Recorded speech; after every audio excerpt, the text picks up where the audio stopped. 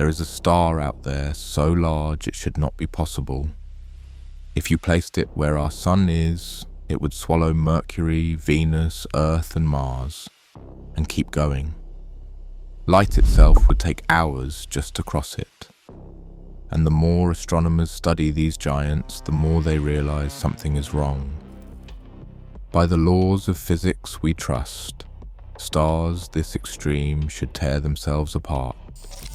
Yet, there they are, burning in the dark. Our sun feels enormous. It is more than 100 times wider than the Earth, and you could pour over 1 million Earths inside it. But on the scale of the universe, our sun is ordinary, average, almost small, because scattered across our galaxy are stars so vast they make the sun look like a single grain of sand. The largest of them are a type called red hypergiants, swollen and dying suns in the final chapters of their lives. One of them, a star called Stephenson 218, is among the largest we have ever found. It is so immense that if it replaced our sun, its glowing surface would stretch past the orbit of Jupiter, out towards Saturn, erasing the entire inner solar system. A jet plane flying around its edge would need more than 1,000 years just to make a single lap.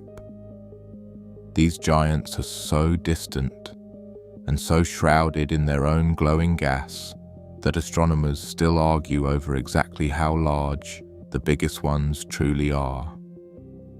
Their edges are not sharp like a planet's. They fade out slowly into space until it becomes almost impossible to say where the star ends and the void begins. But sheer size is only the first surprise. A red hypergiant like that is enormous, yet it is also puffed up and thin, its outer layers spread across billions of miles like a vast glowing fog. The truly disturbing question is not how big a star can grow, but how heavy. And here physics draws a hard line. When a star forms, gravity pulls gas inward, while the star's own light and heat push outward. The bigger the star grows, the more fiercely it burns, and the harder that radiation shoves back against the gas, trying to fall in. Past a certain point, and the outward push wins. The star should blow away the very material it is trying to gather, stopping its own growth before it can go any further. For decades, scientists believed this set a firm ceiling, somewhere around 150 times the mass of our sun. Beyond that, they thought, no star could possibly exist. And then they found one that did. Deep inside a glowing cloud called the Tarantula Nebula, more than 160,000 light-years away, sits a star known as R136A1. It is not especially wide, but it is staggeringly heavy, packing somewhere close to 200 times the mass of our sun into a single object.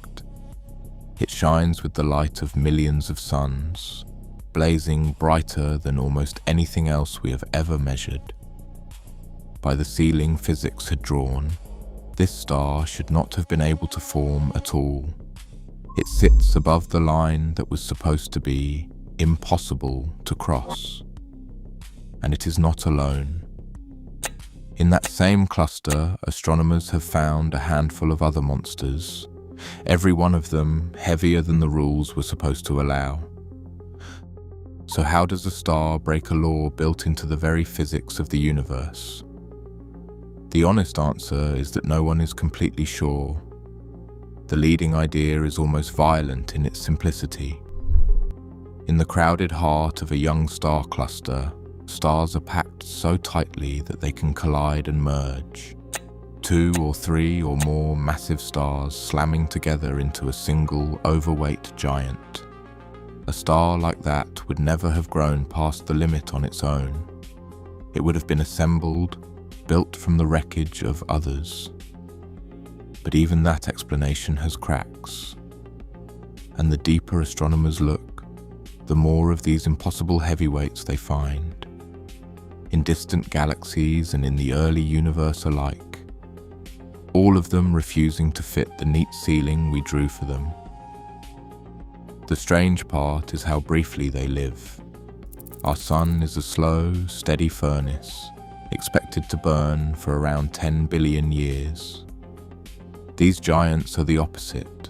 They tear through their fuel at a furious rate, shining millions of times brighter and burning themselves out in just a few million years, the blink of an eye in cosmic time.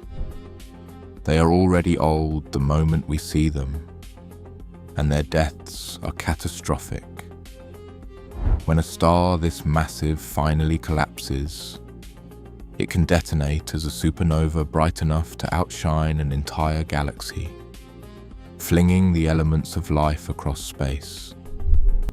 The very heaviest of them may not even leave a normal explosion behind.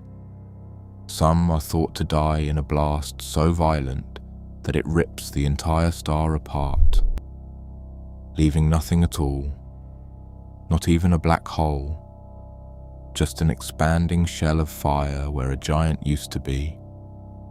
Others collapse so completely that nothing can escape, sealing themselves into darkness.